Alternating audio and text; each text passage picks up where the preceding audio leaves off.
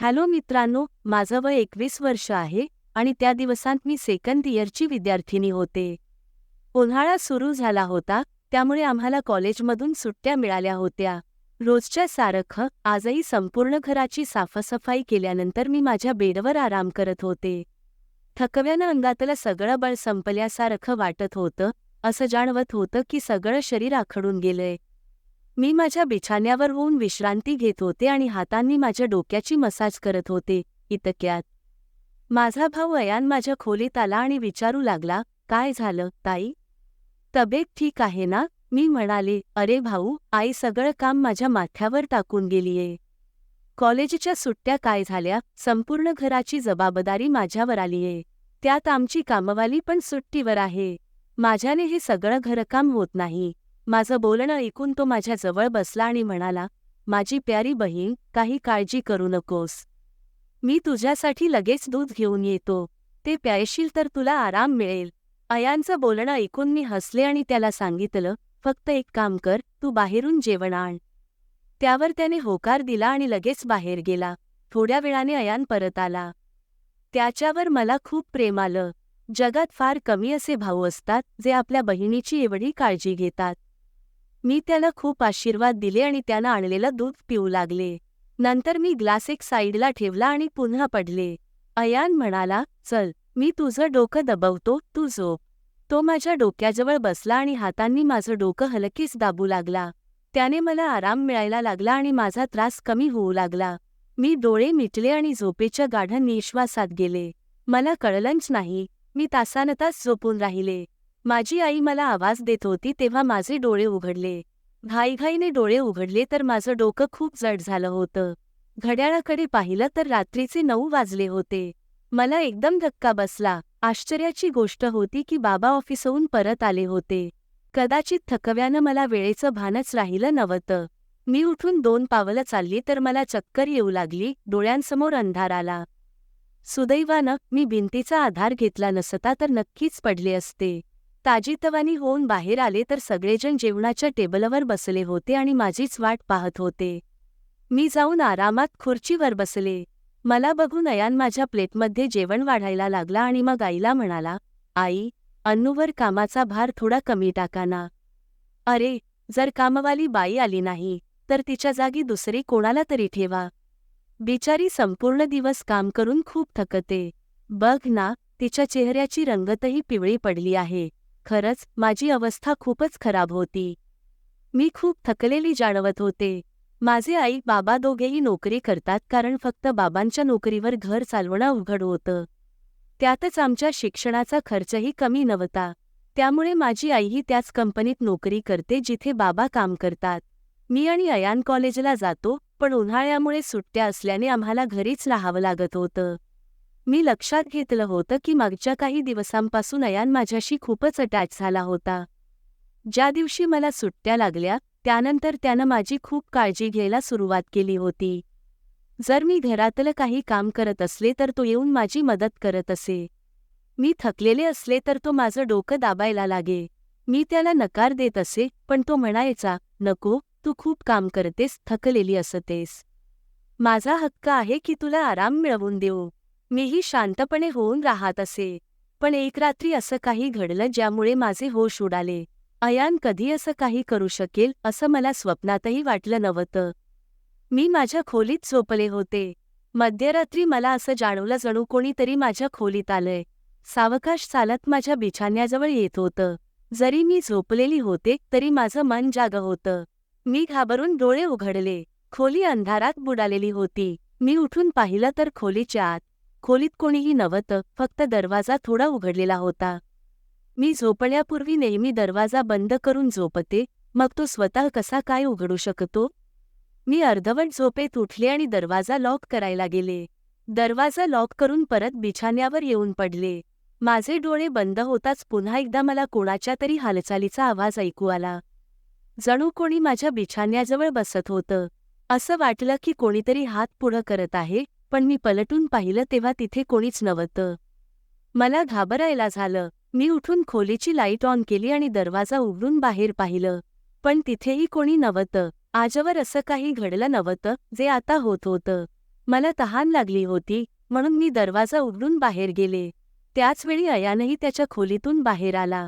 मला पाहून त्यानं विचारलं, काय झालं, तू अजून जागी आहेस का?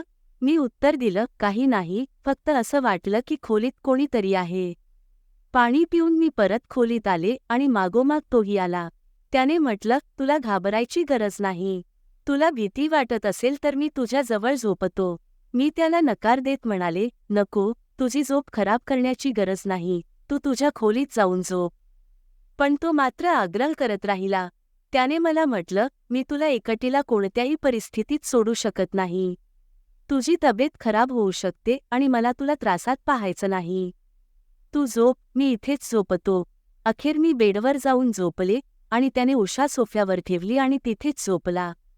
त्या रात्री मला असं वाटलं, जणू कोणीतरी माझ्या जवळ बसून मला खूप वेळ पाहत होतं. त्यानं माझे केस कुरवाळले, माझ्या चेहऱ्यावर बोटं फिरवली आणि मी शांतपणे झोपून होते. सगळं एक स्वप्नासारखं वाटत होतं. सकाळी उठल्यावर माझं मन थोडं विचित्र होतं, पण जेव्हा मी माझ्या भावाकडे पाहिलं, तेव्हा मी थोडी आश्चर्यचकित झाले. सुदैवानं मी माझं अंग दुपट्ट्याने झाकून ठेवलं होतं, कारण माझी कमीज विस्कटलेली होती.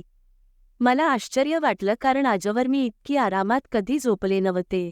आज मला खूप आनंदही जाणवत होता. का, हे मात्र मला कळत नव्हतं.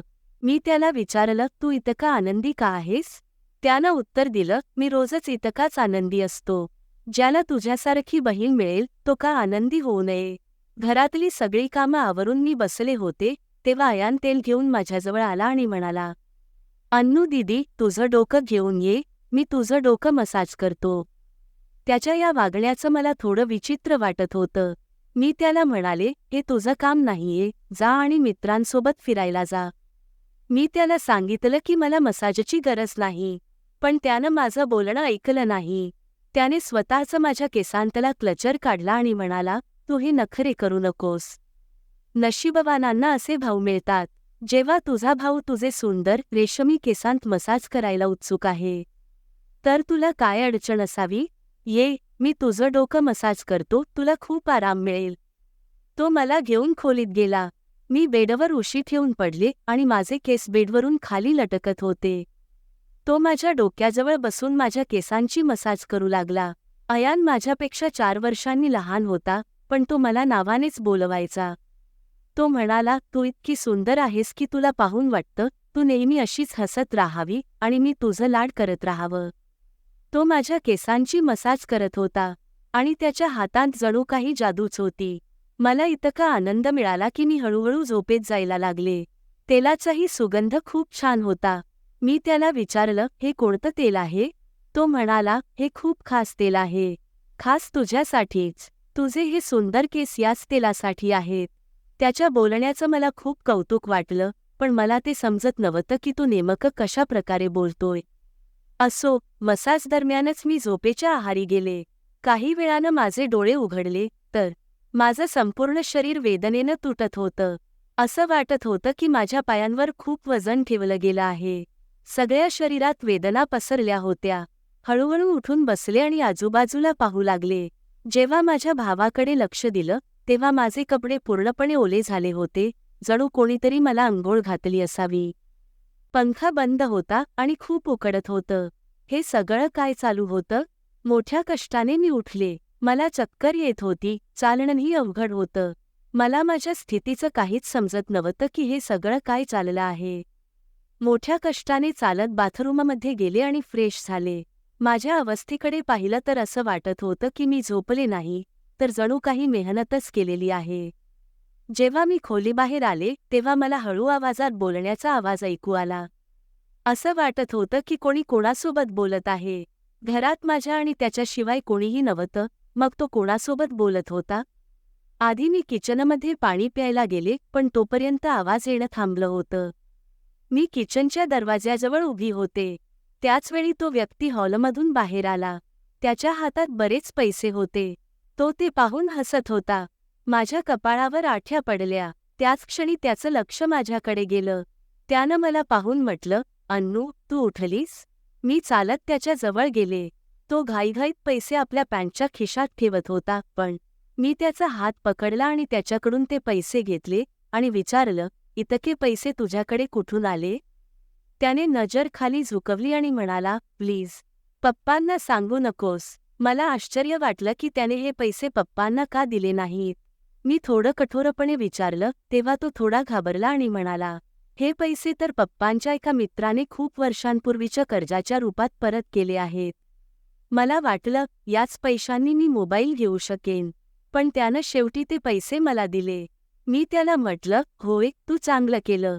घराची परिस्थिती किती खराब आहे, आपले आईवडील दोघेही नोकरी करत आहेत आणि तू मोबाईल घेण्याच्या विचारात आहेस.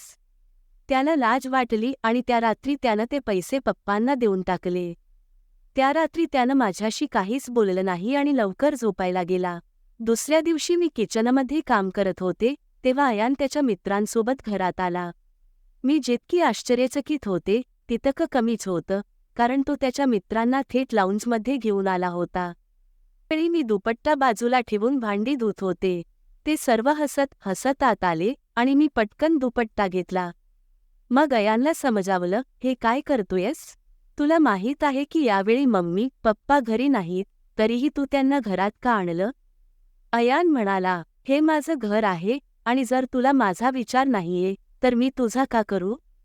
कर, माझे खास मित्र आहेत, अयान म्हणाला. त्याचा स्वर नाराजीचा होता. मी काहीच करू शकत नव्हते, मला शेवटी जेवण बनवणं भाग होतं. मी त्याच्या मित्रांसाठी जेवण बनवायला लागले. तेव्हा तो म्हणाला, जेवण वाढायलाही तूच येणार आहेस. अयानचं हे वागणं मला खूप आश्चर्यचकित करणारं होतं. छोट्याशा गोष्टीवर तू इतका बदलू कसा शकतो? मी जेवण टेबलावर वाढून ठेवले. मी पाहिलं की त्याचे मित्र मला वारंवार घुरून बघत होते. ते सर्व अयानपेक्षा वयानं मोठे होते आणि विचित्र पद्धतीने पाहत होते, जणू काही मला खाऊनच टाकतील. मी माझ्या खोलीत जाऊन दार बंद करून घेतलं. जेव्हा ते गेले तेव्हा मी अयानवर फटकारले की तुझे हे मित्र पुन्हा कधीही या घरात दिसू नयेत. पण तो लगेच पुढे आला. माझे गाल धरून म्हणाला, इतका राग कुठून येतो तुझ्यात? ते पुन्हा येणार नाहीत, पण तू हे सगळं मम्मी पप्पांना सांगणार नाहीस. कसा विचित्र मुलगा होता हा, कधी माझ्यावर प्रेम दाखवत होता तर कधी चिडचिड करत होता. तरीही मी फक्त मान हलवली आणि माझ्या खोलीत निघून गेले. अयानच्या वागण्यात काहीतरी वेगळं होतं, त्याचं वागणं आता मला गोंधळात टाकणारं होतं. त्या रात्री मी खोलीत आरामासाठी झोपले तेव्हा अचानक मला माझ्या पायांवर कोणाचे तरी हात असल्याचा भास झाला. मी चटकन डोळे उघडले तर पाहिलं की अयान माझे पाय आपल्या मांडीवर घेऊन बसला होता. अयान मला मसाज देत होता. मी त्याला असं करण्यास मनाई केली, पण तो म्हणाला, मी जे काही करतोय मला ते करू दे. या घरात एकटाच मी आहे ज्याला तुझी एवढी काळजी आहे. मम्मी पप्पांना तर कामातून फुरसतच नाही. खरं तर मीही खूप थकले होते, म्हणून डोळे बंद केले आणि झोपण्याचा प्रयत्न केला. अयानच्या हातांनी मसाज करत असताना मी झोपेत खोलवर हरवू लागले. पण जेव्हा माझे डोळे उघडले तेव्हा माझे होश उडाले. माझं डोकं प्रचंड दुखत होतं आणि बिछाण्याची चादर पूर्णपणे अस्ताव्यस्त झालेली होती. बिछाण्यावर एक शर्ट आणि मेल परफ्यूम पडलं होतं. हे सामान कुणाचं होतं? मी काहीही बोलू शकत नव्हते. डोक्यात इतका तीव्र त्रास होत होता की मी पुन्हा बिछाण्यावरच कोसळले. असं वाटत होतं की कोणीतरी मला बेशुद्ध करणारी औषधं दिली आहेत. मला जवळपास फुसफुसण्याचा आवाज येत होता, पण तो कोण बोलत होतं हे मी ओळखू शकले नाही. मला फक्त अयानचीच आवाज ऐकू येत होती, जणू तो माझ्या खोलीत असावा आणि मला उठवण्याचा प्रयत्न करत असावा. काही वेळानंतर जेव्हा मी पुन्हा शुद्धीवर आले तेव्हा सगळं दृश्य माझ्या नजरेसमोर फिरू लागलं.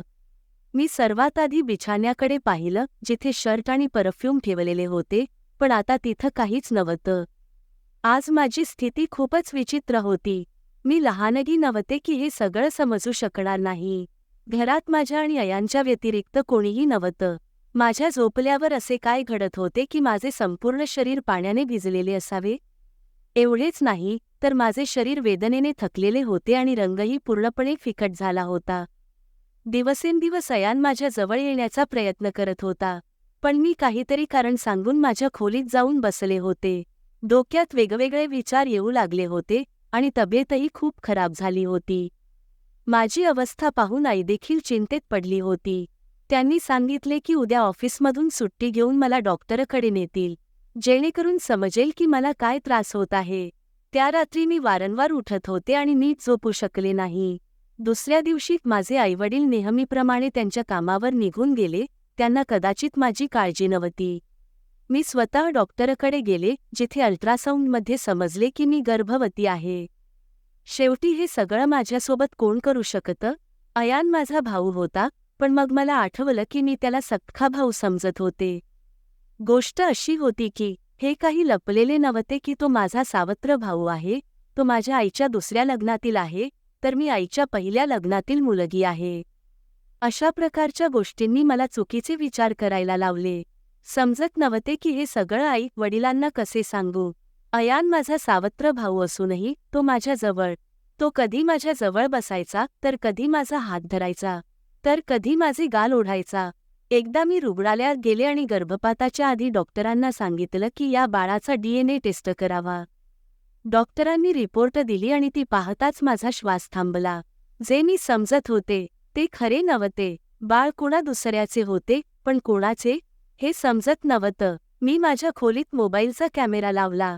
एके दिवशी जेव्हा आईवडील घरी नव्हते, अयान पुन्हा माझ्या जवळ आला आणि माझ्या डोक्याला मालिश करू लागला. मी खूप प्रयत्न केला की झोप येऊ नये, पण कदाचित तेलात बेहोशीची औषधं होती. जसेच मी त्याचा वास घेतला तसेच बेशुद्ध पडले. 1 तासानंतर मला शुद्ध आली आणि तेव्हा आई वडीलही घरी परत आले होते. मी कॅमेऱ्याची रेकॉर्डिंग पाहिली आणि मला जणू जमीनच हादरली.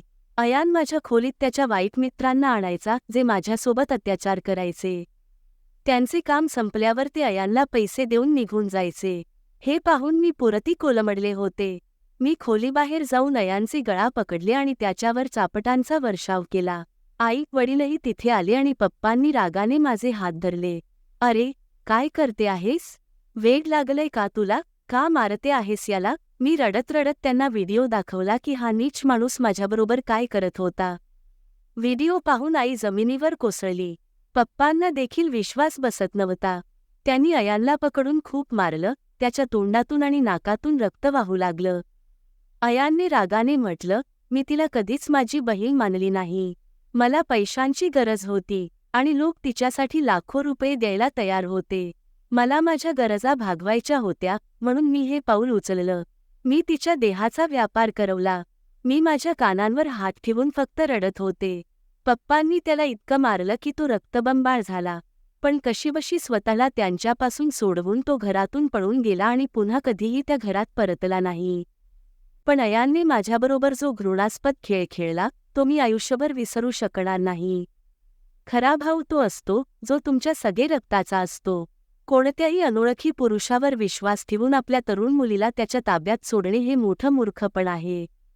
कारण वाईट मनोवृत्तीचे पुरुष नेहमी या संधीच्या शोधात असतात की कधीतरी ते एखाद्या निष्पाप स्त्रीची इज्जत उद्ध्वस्त करू शकतील. माझं माझ्या सर्व पाहणाऱ्यांना आणि ऐकणाऱ्यांना हेच सांगणं आहे की नेहमी आपल्या मुलीला सुरक्षिततेच्या कवचात ठेवा आणि कोणत्याही अनोळखी पुरुषावर विश्वास ठेवून त्यांना कधीच एकटं सोडू नका. या संपूर्ण घटनेत चूक कुणाची होती? माझ्या आई वडिलांची, जे पैसा कमावण्याच्या धडपडीत मुलांकडे पूर्णपणे दुर्लक्ष करत होते? किंवा माझी, जी माझ्या सावत्र भावासोबत या घरात एकटी राहत होते आणि त्याच्यावर अतिशय विश्वास ठेवत होती, त्याला माझा सख्खा भाऊ मानत होती?